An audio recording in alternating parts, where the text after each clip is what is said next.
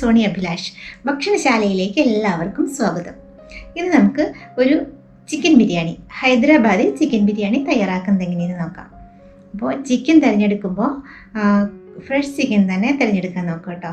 Channel ഇതുവരെ subscribe ചെയ്തില്ലെങ്കിൽ ഒന്ന് സബ്സ്ക്രൈബ് ചെയ്തേക്കണേ. അതുപോലെ തന്നെ നിങ്ങളുടെ അഭിപ്രായങ്ങളും നിർദ്ദേശങ്ങളും എല്ലാം കമൻറ്റ് ബോക്സിലൂടെ അറിയിക്കാനും മറക്കരുത്.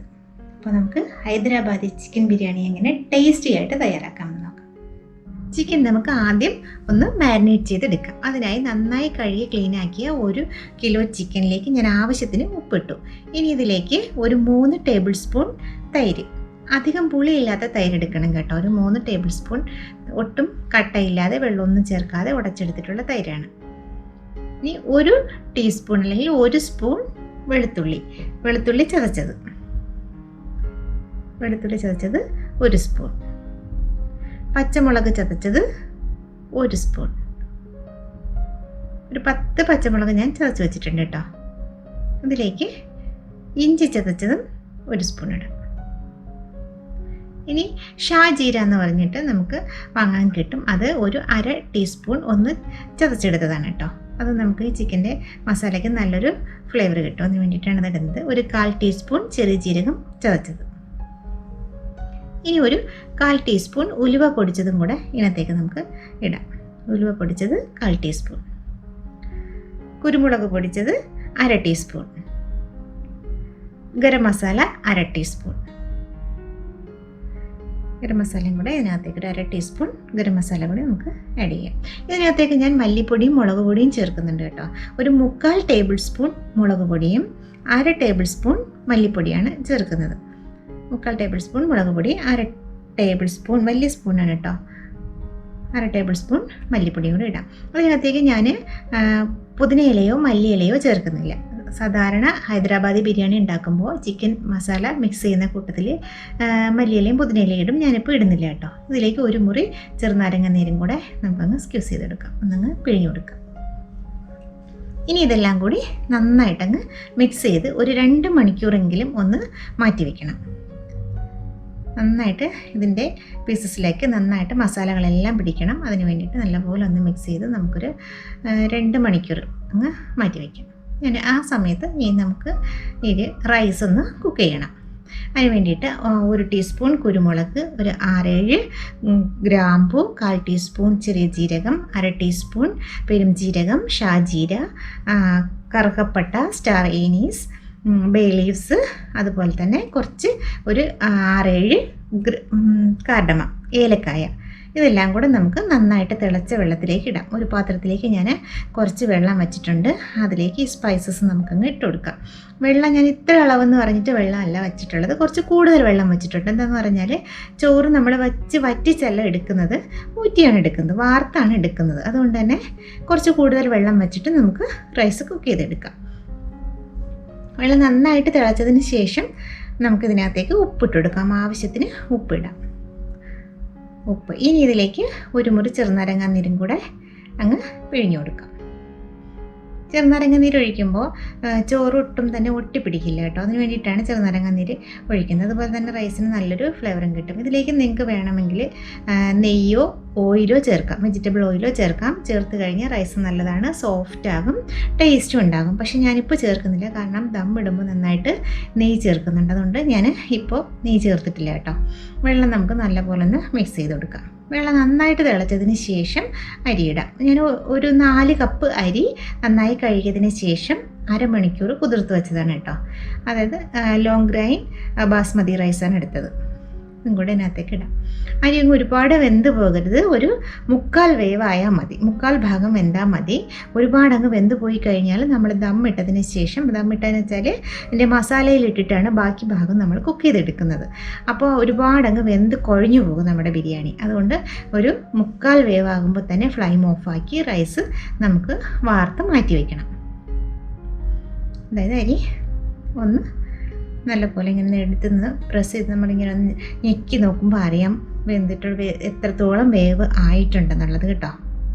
ഒന്ന് ജസ്റ്റ് നമുക്കൊന്ന് മിക്സ് ചെയ്തതിന് ശേഷം ഒന്ന് എടുത്ത് നോക്കാം. ഇങ്ങനെ ഒന്ന് എടുത്ത് നോക്കുമ്പോഴേക്കും അറിയാം കറക്റ്റായിട്ട് വെന്ത് വന്നിട്ടുണ്ട്. ഇനി വേണ്ട ഒരു കറക്റ്റ് പാകം ഒരു 75% അരി കുക്കായിട്ടുണ്ട്. ഇനി ഞാനിത് കോരി മാറ്റി വയ്ക്കുകയാണ് കേട്ടോ. ഫ്ലെയിം ഓഫാക്കിയിട്ട് നമുക്ക് ഇതൊന്ന് കോരി മാറ്റി വയ്ക്കാം. പതിയെ ഒന്നിങ്ങനെ കോരി ഇങ്ങോട്ടിങ്ങ് മാറ്റി വയ്ക്കാം. വച്ചതിന് ശേഷം നമുക്ക് ഒരു പാത്രം, ഒരു കടായി അടുപ്പിലേക്ക് വെച്ചിട്ട് നന്നായി ചൂടായി വരുന്നപ്പോഴേക്കും അതിനകത്തേക്ക് കുറച്ച് വെജിറ്റബിൾ ഓയിൽ ഒഴിക്കാം. വെളിച്ചെണ്ണ വേണ്ട കേട്ടോ, ഏതെങ്കിലും വെജിറ്റബിൾ ഓയിൽ എടുക്കുന്നതായിരിക്കും നല്ലത്. ഓയിൽ ചൂടായി വരുമ്പോഴേക്കും ഇതിനകത്ത് ഓണിയൻ, നമ്മുടെ സവാള ഒന്ന് ഫ്രൈ ചെയ്തെടുക്കണം. അതിന് വേണ്ടിയിട്ടാണ് ഓയിൽ ഒഴിച്ചത്. ഞാനിപ്പോൾ ഒരു സവാള മാത്രമേ എടുത്തിട്ടുള്ളൂ കേട്ടോ. ഞാൻ ഒരുപാട് സവാള, സാധാരണ ഹൈദരാബാദി ബിരിയാണികളിൽ ഒത്തിരി സവാള വറുത്ത് ചേർക്കാറുണ്ട്. ഞാനതിൽ ഇപ്പോൾ ഒരു ചെറിയ സവാളയാണ് എടുത്തത്. കാരണം മസാലയിലേക്ക് ഒരുപാട് സവാള ഞാൻ ചേർക്കില്ല. അതായത് മല്ലിയിലയുടെയും പുതിനയിലയുടെയും ഈ വറുത്ത സവാളയുടെ കൂടെയൊക്കെ ഒരു സ്മെല്ല് ഇങ്ങനെ നിൽക്കുമ്പോൾ നമ്മുടെ മസാലയ്ക്ക് ഒരു ടേസ്റ്റ് ഉണ്ടാവില്ല. അതുകൊണ്ട് തന്നെ ഞാൻ കുറച്ച് ചേർക്കാറുള്ളൂ.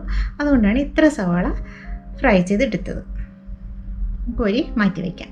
ഇനി ആ ഓയിലിലേക്ക് തന്നെ ഒരു 1/2 ടേബിൾ സ്പൂൺ ബട്ടറാണ് ഞാൻ ഇട്ട് കൊടുത്തത് കേട്ടോ. ഈ ബട്ടറും കൂടി ഇടുമ്പോൾ ഈ ഓയിലിന് നല്ലൊരു മണം ഉണ്ടാകും. അതിലേക്ക് നമ്മുടെ മാരിനേറ്റ് ചെയ്ത് വെച്ചിരുന്ന ചിക്കൻ, മസാലയൊക്കെ തേച്ച് വെച്ചിരുന്ന ചിക്കൻ ഇട്ട് ഒന്ന് ഫ്രൈ ചെയ്തെടുക്കാം. ഫ്രൈ ചെയ്തെടുക്കും എന്ന് പറയുമ്പോഴേക്കും അങ്ങ് ഡീപ്പായിട്ടൊന്നും ഫ്രൈ ചെയ്യേണ്ട, ജസ്റ്റ് ഒരു ഷാലോ ഫ്രൈ മതി. അതായത് കുറച്ച് ചെറുതായിട്ടൊന്ന് ഫ്രൈ ചെയ്തെടുത്താൽ മതി. പിന്നെ മസാലയ്ക്കകത്ത് ഇടുന്ന കുറച്ച് കുക്കാവുന്നുണ്ട്, കണ്ടോ. ഒരുപാട് അങ്ങ് ഫ്രൈ ആയി പോയിട്ടില്ല, എന്നാലൊന്ന് ചെറുതായിട്ടൊന്ന് ആയി വന്നിട്ടുണ്ട്. ഇതിന് നമുക്കൊരു പാത്രത്തിലേക്ക് അങ്ങ് കോരി മാറ്റി വയ്ക്കാം. കുറേശ്ശെ ഇതുപോലെ കോരി അങ്ങ് മാറ്റി വയ്ക്കാം. ഇതിനകത്ത് തന്നെ ഓയിലുണ്ടല്ലോ, ആ ഓയിലിലേക്ക് നമുക്കിതിൻ്റെ മസാല തയ്യാറാക്കാം. അപ്പോൾ മതി, ചിക്കൻ്റെ പീസസ് എല്ലാം തന്നെ ഇങ്ങോട്ടൊന്ന് എടുത്ത് മാറ്റി വയ്ക്കാം. തീ കുറച്ച് വെച്ചിട്ട് കോരി എടുക്കണം കേട്ടോ, അല്ലെങ്കിൽ കരിഞ്ഞു പോകാതെ നമുക്ക് നോക്കണം. ഇതിലേക്ക് ഇഞ്ചി ചതച്ചത്, വെളുത്തുള്ളി ചതച്ചത്, ഇഞ്ചി ചതച്ചത് കുറച്ച് ബാക്കി ഉണ്ടായിരുന്നു കേട്ടോ, അതും കൂടെ ഇട്ട് കൊടുത്തു. ഇനി വെളുത്തുള്ളി ചതച്ചതും കൂടെ നമുക്കിതിലേക്ക് ചേർക്കാം. പിന്നെ പച്ചമുളക് ചതച്ചതും കൂടെ ഇടാം. പച്ചമുളക് ചതച്ചതും കൂടെ ഇതിനകത്തേക്ക് ഇട്ട് കൊടുക്കാം. ഇഞ്ചിയും വെളുത്തുള്ളിയും പച്ചമുളകും കൂടെ ഒന്ന് വഴറ്റിയതിന് ശേഷം നമുക്കിതിനകത്തേക്ക് സവാള ചേർക്കാം. ഇഞ്ചി വെളുത്തുള്ളിയും പച്ചമുളകും ഒരുപാട് അങ്ങ് മൊരിഞ്ഞൊന്നും പോകണ്ട, ഒന്ന് വഴറ്റിയാൽ മതി. ഇതിനകത്തേക്ക് ഒരു സവാള, ഒരു വലിയ സവാളയാണ് ഞാൻ ചേർത്തത് കേട്ടോ. ഇനി ഇതിനകത്തേക്ക് ഞാനൊരു 10-20 ചെറിയ ഉള്ളി ചതച്ചതും കൂടെ ഇട്ട് കൊടുക്കുന്നുണ്ട്. സാധാരണ ഹൈദരാബാദി ബിരിയാണിയിൽ ചെറിയ ഉള്ളി ചേർക്കില്ല, പക്ഷേ ഞാൻ ഇതിൻ്റെ മസാല തയ്യാറാക്കുമ്പോൾ ചേർക്കാറുണ്ട് കേട്ടോ. കാരണം ഞാൻ പുതിനയിലയും മല്ലിയിലയും സവാള ഫ്രൈ ചെയ്ത ഓണിയനൊക്കെ ചേർത്തിട്ട് ചിക്കൻ ഇതിനകത്തിട്ട് വേവിച്ച് റൈസും ഇട്ട് വേവിച്ച് ബിരിയാണി ഉണ്ടാക്കി നോക്കിയിട്ടുണ്ട്. പക്ഷേ അതിനേക്കാളും ആവശ്യത്തിന് ഇച്ചിരി ഉപ്പും കൂടി ഇട്ട് കൊടുത്തു കേട്ടോ. അതിനേക്കാളൊക്കെ എപ്പോഴും ടേസ്റ്റ് എന്ന് പറയുന്നത് ഞാൻ ഈ റെസിപ്പി ട്രൈ ചെയ്തപ്പോഴായിരുന്നു. എല്ലാവർക്കും ഇഷ്ടപ്പെട്ടു. ഇതിലേക്ക് 1 സ്പൂൺ നെയ്യും കൂടെ ഇട്ട് കൊടുത്തു. അതായത് ഈ നെയ്യും കൂടെ ചേർക്കുമ്പോഴേക്കും ഈ മസാലയ്ക്ക് നല്ലൊരു ടേസ്റ്റ് ഉണ്ടാകും. അതിന് വേണ്ടിയിട്ടാണ് ഞാൻ നെയ്യും കൂടെ ചേർത്ത് 2 മിനിറ്റ് നമുക്കൊന്ന് അടച്ച് വെക്കാം. അപ്പോൾ സവാളയും ചെറിയ ഉള്ളിയും ഒക്കെ ആയിട്ട് നല്ലപോലെ ഒന്ന് വഴന്ന് നല്ലൊരു മണം വരും. കണ്ടോ, ഉള്ളിയൊക്കെ നന്നായിട്ടൊന്ന് വഴന്ന് വന്നിട്ടുണ്ട്. ഇന്നത്തേക്ക് നമുക്കിനി പൊടികൾ ചേർക്കണം. നല്ലപോലെ ഒന്ന് ഉള്ളി വഴന്നതിന് ശേഷം മാത്രം വേണം ഇതിലേക്ക് പൊടികൾ ചേർക്കാൻ കേട്ടോ. 1/2 ടീസ്പൂൺ മഞ്ഞൾപ്പൊടി ഇട്ട് അതൊന്ന് ഫ്രൈ ചെയ്തിട്ട്, അത് മഞ്ഞൾപ്പൊടി ഒന്ന് മൊരിഞ്ഞ് വന്നതിന് ശേഷം നമുക്ക് ബാക്കിയുള്ള പൊടികൾ 1/4 ടീസ്പൂൺ കുരുമുളക് പൊടി, 1/2 ടീസ്പൂൺ ഗരം മസാല പൊടിച്ചത്, 1/2 ടേബിൾ സ്പൂൺ മല്ലിപ്പൊടി, 1/2 ടേബിൾ സ്പൂൺ മുളക് പൊടി. പൊടികളെല്ലാം കൂടെ നമുക്കൊന്ന് ചെറുതായിട്ടൊന്ന് വറുത്തെടുക്കാം. വറുക്കല്ല, അതിൻ്റെ പച്ചമണം മാറുന്നത് വരെ ഒന്ന് ഇളക്കിയെടുക്കാം. ചെറിയ തീയിൽ വെച്ചിട്ട് വേണം പൊടികൾ ഇളക്കിയെടുക്കാൻ കേട്ടോ. പൊടികൾ കരിഞ്ഞു പോയി കഴിഞ്ഞാൽ നമ്മുടെ മസാലയ്ക്ക് കൈപ്പിടിച്ച് വരും. ഇതിലേക്ക് ഒരു 3 സ്പൂൺ ബദാം പേസ്റ്റാണ് ഞാനിപ്പോൾ ചേർക്കുന്നത് കേട്ടോ. ബദാം ഒരു 10-15 ബദാം കുതിർത്ത് അരച്ചെടുത്തിട്ടുള്ള പേസ്റ്റാണ് കൂടെ അതിനകത്തേക്ക് മിക്സ് ചെയ്യാം. അപ്പോൾ തന്നെ ഈ മസാലയ്ക്ക് നല്ലൊരു ടേസ്റ്റ് ആയിട്ടുണ്ട്. ഇനി ഇതിലേക്ക് നമ്മൾ ഫ്രൈ ചെയ്ത് വെച്ചിട്ടുള്ള ചിക്കനും കൂടെ അങ്ങ് മിക്സ് ചെയ്തെടുക്കാം. നല്ലപോലെ അങ്ങ് മിക്സ് ചെയ്ത് കൊടുക്കാം. ഈ മസാലയിലേക്ക് ഞാൻ ഡയറക്റ്റ് പുതിനയിലയും മല്ലിയിലയും ചേർത്തില്ല. അതായത് ഇത്ര ഫ്രൈ ചെയ്ത ഓണിയനാണ് ചേർത്തത്. സവാള ഫ്രൈ ചെയ്ത് ഇത്രയും ഞാൻ ചേർത്തിട്ടുള്ളൂ കേട്ടോ. ഇതിലേക്ക് നമുക്ക് വേവിച്ച് വെച്ചിട്ടുള്ള ചിക്കനല്ല റൈസ് കുറേശ്ശെ ഇട്ട് കൊടുക്കാം. ഓരോ ലെയറായിട്ട് നമുക്കിനി ഇതിനെ സെറ്റ് ചെയ്തെടുക്കണം. ഇപ്പോൾ ഞാൻ തീ നന്നായിട്ട് കുറച്ച് വെച്ചിട്ടുണ്ട് കേട്ടോ. ഇതിനകത്തേക്ക് കുറച്ച് ഫ്രൈഡ് ഓണിയൻ ഇട്ടു. ഇതിൽ എന്താണെന്നറിയോ, ഇത് കുറച്ച് കുങ്കുമപ്പൂവ്, 2 നുള്ളു കുങ്കുമപ്പൂവ് ഒരു 4 ടേബിൾ സ്പൂൺ പാലിൽ, ചൂടുള്ള പാലിൽ കുതിർത്ത് വെച്ചിരുന്നതാണ് കേട്ടോ, ഒരു കളറിന് വേണ്ടി മാത്രം. ഇത് കുങ്കുമപ്പൂവ് ഇല്ലയെന്നുണ്ടെങ്കിൽ പാലിൽ ഇച്ചിരി മഞ്ഞൾപ്പൊടി ചേർത്തെടുത്താലും മതിയാകും. ഇതിലേക്ക് നട്ട്സും കിസ്മിസും നമ്മളൊന്ന് ഫ്രൈ ചെയ്തെടുത്തത് അതും കൂടെ ഇതിലേക്ക് ഇട്ട് കൊടുക്കാം.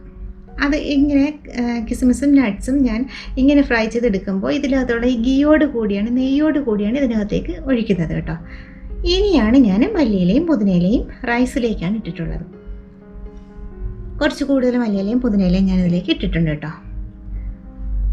ഇതിലിനി കുറച്ച്, അതായത് ഒരു 1.5 ടീസ്പൂണോളം നെയ്യ് ഒഴിക്കുന്നുണ്ട്. നെയ്യും കൂടെ ചേർത്ത് കൊടുക്കുക.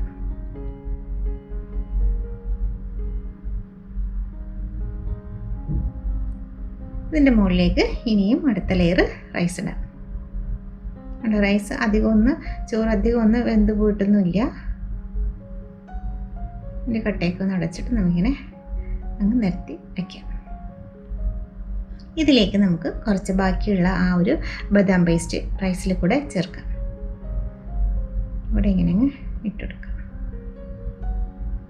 ഇതിലേക്ക് ഇതിൻ്റെ മുകളിൽ ബാക്കി റൈസ് ചോറ് ഇരുന്നതും കൂടെ ഇടാം. ഇങ്ങനെ ലെയർ ബൈ ലെയറായിട്ട് ഓരോന്നിട്ടിട്ട് എടുക്കാം. ഇതിലേക്ക് കളർ ഒഴിക്കാം. സാഫ്രോൺ പാലിൽ കുതിർത്ത് വെച്ചതാണ്, ഫുഡ് കളർ അല്ല കേട്ടോ. അതായത് കുങ്കുമപ്പൂവ് ചൂടുള്ള പാലിൽ ഇട്ട് വെച്ചിട്ട് എടുത്തതാണ്. ഇതിലേക്ക് 1 സ്പൂൺ നെയ്യും കൂടെ ഒഴിച്ചിട്ട് അതിൻ്റെ മുകളിലേക്ക് നമുക്ക് വീണ്ടും ചോറിടാം. ഇങ്ങനെ ഈ ബിരിയാണി അതായത് ഇനി ബിരിയാണി ഉണ്ടാക്കുമ്പോൾ ഒരു പ്രാവശ്യമെങ്കിലും നിങ്ങൾ ഇതേ രീതിയിൽ ഈ വീഡിയോ ഫുള്ള് കണ്ടിട്ട് ഇതേ റെസിപ്പി ഒന്ന് ട്രൈ ചെയ്ത് നോക്കണം കേട്ടോ. അതിലേക്ക് കുറച്ച് ഓണിയൻ, അതുപോലെ ഞാൻ പറയുന്നു ഒരുപാട് ഓണിയനും ഈ ഫ്രൈഡ് ഓണിയൻ, വറുത്ത സവോളയും പിന്നെ പുതിനയിലയും മല്ലിയിലയും ഒന്നും അതിൻ്റെ മസാലയിൽ ചേർക്കാതെ ഇതേ രീതിയിൽ ഒരു പ്രാവശ്യം നിങ്ങളൊന്ന് ട്രൈ ചെയ്ത് നോക്കൂ. അത് കഴിഞ്ഞിട്ട് നമുക്കിതിനകത്തേക്ക് ബാക്കിയുള്ള നട്ട്സും കിസ്മിസും കൂടെ അങ്ങ് ചേർത്ത് കുറച്ച് പുതിനയിലയും മല്ലിയിലയും കൂടെ ഇടണം. ഇനി നമുക്കിതങ്ങ് അടച്ച് വയ്ക്കാം. ഇതിൽ കുറച്ച് കളറും കൂടെ, അതായത് ഹൈദരാബാദി ബിരിയാണിക്ക് നല്ലൊരു യെല്ലോയിഷ് കളറല്ലേ, നല്ലൊരു മഞ്ഞ കളറല്ലേ, അതിന് വേണ്ടിയിട്ടാണ് ഈ കളർ ഇച്ചിരി കൂടുതൽ ഞാൻ ചേർക്കുന്നത്. മാത്രമല്ല നല്ല ഒരു ഫ്ലേവറും തരും കേട്ടോ ഇത്. ഇതിനകത്തേക്ക് ഇനി എന്താണെന്നറിയാവോ, 1 ടീസ്പൂൺ റോസ് വാട്ടറാണ് ചേർക്കുന്നത്. ഈ റോസ് വാട്ടർ ചേർക്കുമ്പോൾ നമ്മളതിങ്ങോട്ട് എടുക്കുമ്പോൾ ഉണ്ടല്ലോ നല്ലൊരു മണമാണ്. ഇതൊന്ന് അടച്ച് വെച്ചു. ഇതിൻ്റെ അടിയിലേക്ക് ഞാനിപ്പോൾ വയ്ക്കുന്നത് എന്താണെന്നറിയാമോ, നല്ല കട്ടിയുള്ളൊരു ദോശത്തവ വച്ചിട്ട് തീ നന്നായിട്ട് കുറച്ച് വെച്ച് ഒരു 30 മിനിറ്റ് ഇതിനെ ഒന്ന് വേവിച്ചെടുക്കും. ഒരു 30 മിനിറ്റ് കഴിഞ്ഞതിന് ശേഷമാണ് ഞാൻ ഇനി ഇതിൻ്റെ അടപ്പ് തുറക്കുന്നത് കേട്ടോ. ഇപ്പം നമുക്കിനി ഒന്ന് തുറന്ന് നോക്കാം. നമ്മുടെ ടേസ്റ്റി ആയിട്ടുള്ള അടിപൊളി ടേസ്റ്റിൽ ഹൈദരാബാദി ദം ബിരിയാണി റെഡി ആയിട്ടുണ്ട്. ഇതിൻ്റെ മണം തന്നെ വരുന്നുണ്ട്. അത് നിങ്ങൾ ഉണ്ടാക്കി നോക്കുമ്പോൾ മാത്രമേ അതിൻ്റെ ടേസ്റ്റും മണവും ഒക്കെ അറിയാൻ പറ്റുള്ളൂ. ഞാൻ അധികം പറയുന്നില്ല. അപ്പോൾ എല്ലാവരും ഒന്ന് ട്രൈ ചെയ്ത് നോക്കുക. ഇനി ബിരിയാണി ഉണ്ടാക്കുമ്പോൾ ഇതേ റെസിപ്പി ഒന്ന് ട്രൈ ചെയ്ത് നോക്കണം കേട്ടോ. അപ്പോൾ അടുത്തൊരു റെസിപ്പിയുമായിട്ട് നമുക്ക് വീണ്ടും കാണാം. Thank you.